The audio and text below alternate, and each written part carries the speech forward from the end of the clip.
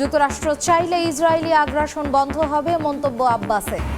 কেরালায় তুলনামূলক কম ভোট পড়ায় জয় নিয়ে চিন্তায় কংগ্রেস। ইন্ডিয়া জোটের শরিক হয়েও সদস্যদের বিরুদ্ধে প্রার্থী হওয়ায় চ্যালেঞ্জের মুখে রাহুল গান্ধী।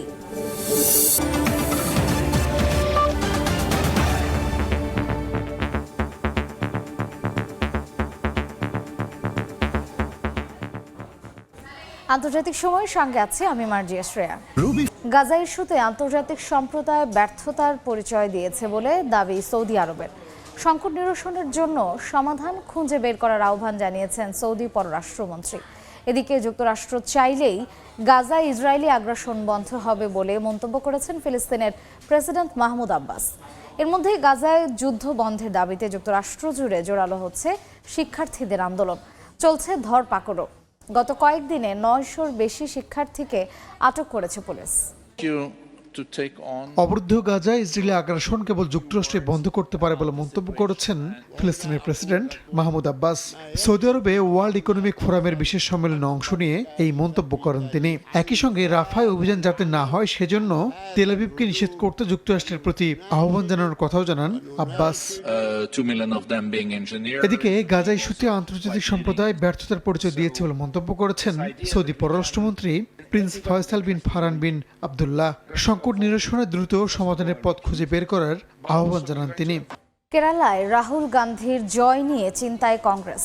গতবারের চেয়েও কম ভোট পড়ায় দুশ্চিন্তায় দলটির হাইকমান্ড। ইন্ডিয়া জোটের শরিক হলেও দুই শরিকের লড়াই রাহুলকে তীব্র চ্যালেঞ্জে ফেলেছে বলেও মনে করেন অনেকেই। তবে সমর্থকরা বলছেন রাহুল গান্ধীর জয় নিশ্চিত। বিস্তারিত জানাচ্ছেন সুব্রত আচার্য, ছবি তুলেছেন বিশ্বজিৎ দাস। একটি রাজনৈতিক সমীকরণ রয়েছে এই কেরালার রাহুল গান্ধীর লোকসভার আসন জুড়ে। অনেকে বলছেন যে রাহুল গান্ধী এবার জিতবেন, ভোটের ব্যবধানটা গতবারের থেকে কমবে। কিন্তু রাহুল গান্ধীর বিরুদ্ধে, অর্থাৎ একজন নির্বাচিত লোকসভার সাংসদ সদস্য হিসেবে গত 5 বছরে তিনি এই ওয়ানওয়ে কেন্দ্রতে মাত্র 9 বার এসেছেন। ২৬ এপ্রিল তৃতীয় দফায় লাইনে দাঁড়িয়ে ভোট দিয়েছেন দক্ষিণ ভারতের প্রাকৃতিক সৌন্দর্য ঘেরা কেরালার ওয়েনারের লোকসভার সাধারণ মানুষ। তবে ২০১৯ সালের তুলনায় ভোটার পরিস্থিতি ছিল কম। ভোট দিয়েছেন ৭১% মানুষ, যা গেল বছরের তুলনায় 5% কম। আর এতেই কংগ্রেস শিবিরে চিন্তার ভাঁজ। কেরালায় রাহুল কেমিস্ট্রিতে কি তাহলে কোনো পরিবর্তন আসছে? বিশ্লেষকরা বলছেন 5% ভোটের ব্যবধান আশঙ্কার কারণ না হলেও রাহুল গান্ধীর বিরুদ্ধে প্রতিষ্ঠান বিরোধী প্রবল হাওয়া ভোট বাক্সে জমা হলে হিসেব নিকেশ পাল্টে যেতে পারে। 30% সংখ্যালঘু ভোটারের কাছে মন খারাপের কারণও সিএ ইস্যুতে রাহুলকে পাশে না পাওয়া। আবার ইন্ডিয়া জোটের শরিক হয়েও জোটের সদস্যদের বিরুদ্ধে প্রার্থী হওয়াকে ভালোভাবে নেননি অনেকে, আর একেই পুঁজি করছেন বিরোধীরা। बहुत चर्चा हुआ है सीए के बारे में। चर्चा ये ज्यादा हो गया है कि सीए का भी लागू करना शुरू करिए, मगर कांग्रेस ने इसके बारे में एक टिप्पणी करने के लिए भी मना इनकार किया है। ये चर्चा बहुत ज्यादा हो गई और लोकसभा में भी हमारा देश के लिए कुछ भी नहीं बोलता है। राहुल गांधी जी के खिलाफ जनता का बहुत आक्रोश है। वो राहुल गांधी जी के साथ वो पीएफआई वाला और मुस्लिम लीग, जमायत इस्लामी, पूरा आतंकवादी समूह राहुल गांधी के साथ है ना। রাহুল ভক্তরা বলছেন ভিন্ন কথা। তাদের মতে জয় নিশ্চিত, বরং বিজেপি একটা আসনও পাবে না। শেষ মুহূর্তে জয়ের হাসি কে হাসবেন সেটা জানা যাবে 4 জুনই। তবে এবার কঠিন প্রতিদ্বন্দ্বী বাম প্রার্থী, প্রতিষ্ঠান বিরোধী হাওয়াও এবং ভোটের হার কম হওয়ার কারণেই এবার রাহুলকেও পড়তে হতে পারে তীব্র চ্যালেঞ্জের মুখে, বলছেন ওয়েনারের স্থানীয় রাজনৈতিক মহল। সুব্রত আচার্য, সময় সংবাদ, কেরালা, ভারত। ভারতের লোকসভা নির্বাচনের বিষয়ে বিস্তারিত জানাতে এই মুহূর্তে কলকাতায় আছেন রিপোর্টার সুব্রত আচার্য। সরাসরি যাচ্ছি তার কাছে। কাশ্মীর থেকে কন্যাকুমারী 97 কোটি ভোটার, 36টি রাজ্য এবং 8টি কেন্দ্রশাসিত অঞ্চল মিলিয়ে 27টি রাজ্য এবং 7টি কেন্দ্রশাসিত অঞ্চল মিলিয়ে 36টি প্রশাসনিক অঞ্চলে নির্বাচন কমিশন 7 দফায় এই ভোটটাকে বিন্যাস করেছিল এবং আপনারা জানেন যে ইতিমধ্যেই 2 দফার ভোট হয়ে গিয়েছে এবং 2 দফায় 190 আসনের ভোট ইতিমধ্যেই শেষ। এবার রাজনৈতিক দলগুলো যেখানে ভোট হয়েছে সেই ভোটের হার বিশ্লেষণ করতে শুরু করেছে এবং তারা রীতিমতোই পোস্টমর্টম যেরকম ভাবে করা হয়। আপনি জানেন যে কংগ্রেস, বিজেপি কিংবা প্রাদেশিক রাজনৈতিক দলগুলো ইতিমধ্যেই ভোটের পার্সেন্টেজ, তারা কিভাবে কতগুলো ভোট করতে পেরেছে বা তাদের ভোট ব্যাংক লাইনে কিরকম ভাবে দাঁড়িয়েছিল, সেই সমস্ত বিষয়ে কিন্তু চুলচেরা বিশ্লেষণ চলছে। যেমনটি আমরা দ্বিতীয় দফায় দেখেছি যে বিশেষ করে সবারই নজর ছিল কেরালায় ওয়ায়নারের দিকে, কারণ আপনি জানেন যে ওয়ায়নারের রাহুল গান্ধীর কেন্দ্র, গতবারের বিদায়ী সাংসদ এবং গতবার তিনি প্রায় 7.5 লক্ষ ভোট পেয়েছিলেন। তার প্রতিদ্বন্দ্বীকে উনি হারিয়েছিলেন প্রায় 3.25 লক্ষ ভোটের ব্যবধানে হারিয়েছিলেন। এবং শুধু তাই নয়, এবার যে ইন্ডিয়া জোটের যে প্রধান 2 শরিক অর্থাৎ কংগ্রেস এবং বাম, এই এবার কিন্তু ওয়ায়নারেতে বাম এবং কংগ্রেসের মধ্যেই লড়াই হয়েছে। এখানে দারুণ একটা রাজনৈতিক যে বৈশিষ্ট্য, সেই বৈশিষ্ট্য থেকে কিন্তু চুলচেরা বিশ্লেষণ শুরু হয়েছে, ভোটের পার্সেন্টেজ নিয়ে বিশ্লেষণ শুরু হয়েছে। রাহুল গান্ধীর যে এই লিড সেটা বাড়বে কিনা কিংবা জয়ের ক্ষেত্রে কতটা চ্যালেঞ্জ হতে পারে, এই সমস্ত যে রয়েছে। আপনি জানেন যে 7 দফা নির্বাচন 2 দফা অতিক্রম হয়েছে, সামনের তৃতীয় দফা নির্বাচন আগামী 7 তারিখ এবং সে তখনও কিন্তু 94টি লোকসভা কেন্দ্রে ভোট হবে এবং সেই লোকসভা কেন্দ্রগুলোর ভোট নিয়ে কিন্তু ইতিমধ্যেই দেশটির রাজনৈতিক শীর্ষ অঙ্গন প্রচারণায় নেমেছেন। আপনি জানেন যে প্রধানমন্ত্রী নরেন্দ্র মোদী পরপর দফায় দফায় পশ্চিমবঙ্গে আসছেন। আপনি পশ্চিমবঙ্গে প্রথম 2 দফায় 6টি আসনে নির্বাচন হয়েছে, তৃতীয় দফায় 4টি আসন নির্বাচন হবে। আপনি জানেন তৃতীয় দফায় যে 4টি হবে তার মধ্যে অত্যন্ত উত্তরের গুরুত্বপূর্ণ 4টি আসন, মালদা উত্তর, দক্ষিণ এবং মুর্শিদাবাদ এবং জঙ্গিপুর আসন। এই 4টি আসন কিন্তু ভীষণভাবে রাজনৈতিক দল, বিশেষ করে বিজেপি এবং তৃণমূল কংগ্রেসের মধ্যে তাদের টানা হেঁচড়া চলছে, কারণ এই 4টি আসনের মধ্যে কিন্তু তৃণমূলেরই অধিকাংশ আসন ছিল। বিজেপি তার কাছ থেকে চাইছে, কারণ আপনি জানেন যে 400 আসন যে টার্গেট, লক্ষ্যমাত্রা প্রধানমন্ত্রী নরেন্দ্র মোদী দিয়েছিলেন, সেই 400 আসনের টার্গেট পূরণ করতে হলে কিন্তু নরেন্দ্র মোদীকে পশ্চিমবঙ্গ থেকে যতটা বেশি সম্ভব আসন তার ঘরে তুলতে হবে। তো এই রাজনৈতিক হিসেব, চুলচেরা বিশ্লেষণ সেগুলো কিন্তু চলবে যতক্ষণ পর্যন্ত আমরা 4 জুন ফলাফল না সামনে আসবে, ততক্ষণ পর্যন্ত কিন্তু রাজনৈতিক দলগুলো কিন্তু এরকম ভাবে কিন্তু বিশ্লেষণ করবে তাদের পক্ষে ভোট গেল কি না গেল। তো এই ছিল আমার কাছে ভারতের চলমান 18তম লোকসভা নির্বাচনের দ্বিতীয় দফা লোকসভা শেষের পর তৃতীয় দফা লোকসভা ভোটের আগে রাজনৈতিক মহল যেভাবে চুলচেরা বিশ্লেষণ করছে সে সংক্রান্ত আমার কাছে থাকা সবশেষ তথ্য।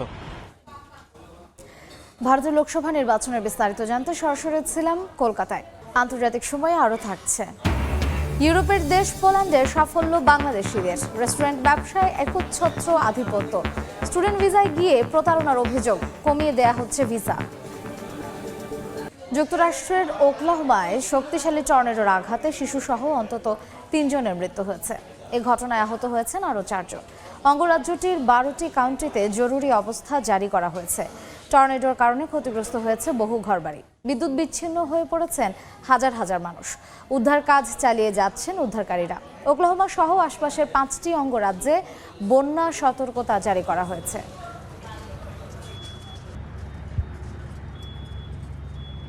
তীব্র তাপপ্রবাহে পড়ছে ভারতের পশ্চিমবঙ্গ রাজ্য। গ্রাম থেকে শহর কোথাও স্বস্তির চিহ্ন নেই। রাস্তাঘাট ফাঁকা, বন্ধ দোকানপাট, পথে গণপরিবহনও কম। আচমকা আবহাওয়ার এমন বৈরী পরিস্থিতির কারণে কলকাতায় যাওয়া বাংলাদেশি পর্যটকরাও দ্রুত ফিরছেন নিজ দেশে। এ কারণে মারাত্মক অর্থনৈতিক সংকটে কলকাতার নিউ মার্কেট এলাকার শত শত ব্যবসা প্রতিষ্ঠান। স্থানীয়দের মাঝেও তীব্র গরমে বেড়েছে ভোগান্তি। সুব্রত আচার্যের রিপোর্ট, ছবি তুলেছেন বিশ্বজিৎ দাস। রেকর্ড ভাঙা দাবদাহে পড়ছে সিটি অফ জয় কলকাতা, আর এতে মারাত্মক সংকটে পড়েছেন বাংলাদেশ থেকে আসা পর্যটকরা। তীব্র গরমে অনেকেই ফিরছেন প্রয়োজনীয় কাজ না শেষ করেই। রোববার কলকাতায় তাপমাত্রা রেকর্ড করা হয় 42 ডিগ্রি সেলসিয়াস, যেখানে শত শত বাংলাদেশি পর্যটককে দেখা যেত সেখানে হাতে গোনা কয়েকজন রয়েছেন শহরে, আর যারাও আছেন তারাও রয়েছেন নিতান্ত বাধ্য হয়ে। বাংলাদেশির সংখ্যা কমে যাওয়ায় চরম আর্থিক ক্ষতির মুখে পড়েছেন কলকাতার ব্যবসায়ীরা।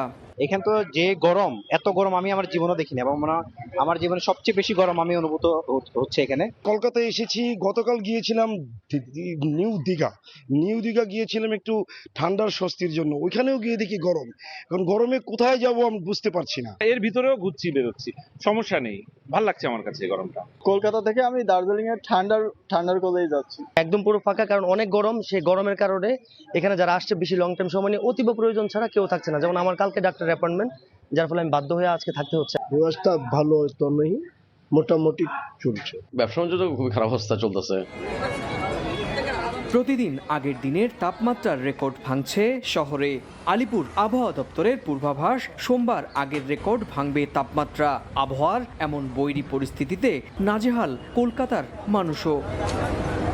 কলকাতার বাংলাদেশি অধ্যুষিত এই নিউ মার্কেট অঞ্চল প্রায় ফাঁকা। নিতান্ত প্রয়োজন ছাড়া কেউই বাংলাদেশ থেকে আসছেন না কলকাতায়। কিন্তু যারা আসছেন তারা বলছেন তীব্র গরমে অতিষ্ঠ হয়ে গিয়েছেন। কলকাতার মার্কওয়ে স্ট্রিট থেকে সুব্রত আচার্য, সময় সংবাদ। সেন্ট্রাল ইউরোপের দেশ পোল্যান্ডে দারুণ সাফল্য কুড়িয়েছেন বাংলাদেশি ব্যবসায়ীরা। দেশটির রেস্টুরেন্ট ব্যবসায় একরকম আধিপত্য রয়েছে প্রবাসী বাংলাদেশিদের।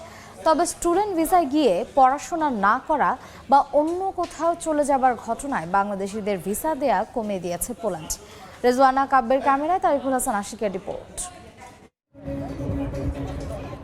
পোল্যান্ডে বসবাস করছে উল্লেখযোগ্য সংখ্যক বাংলাদেশি অভিবাসী। দারুণ সাফল্য পেয়েছেন কেবাব বা রেস্টুরেন্ট ব্যবসায়। রাজধানী ওয়ারসো, ক্র্যাকো, অস্ট্রোভ সহ দেশটির বিভিন্ন শহরে গড়ে উঠেছে বাংলাদেশি মালিকানাধীন প্রায় 1000 রেস্টুরেন্ট। সেসব রেস্টুরেন্টে কাজ করছে পোলিশ, বাংলাদেশি, ইউক্রেনীয় সহ বিশ্বের বিভিন্ন দেশের অভিবাসীরা।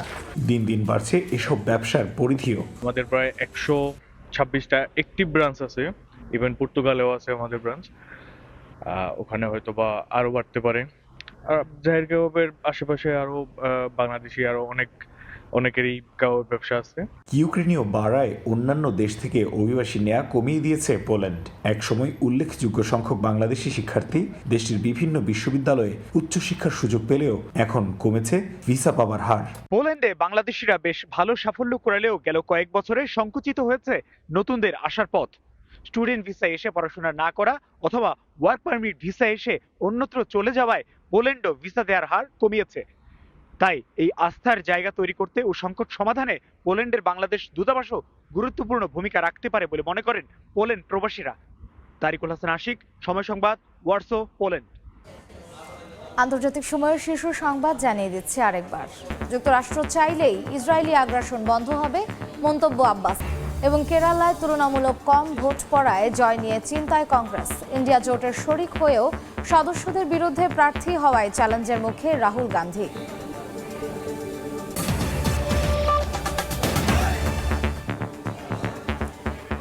এই ছিল আন্তর্জাতিক সময়। এরপর সময় সংবাদের সঙ্গে থাকবেন ওমরিনা। ধন্যবাদ শ্রেয়া। সময় সংবাদ নিয়ে ফিরছি কিছুক্ষণ পর, সঙ্গে থাকুন সময়।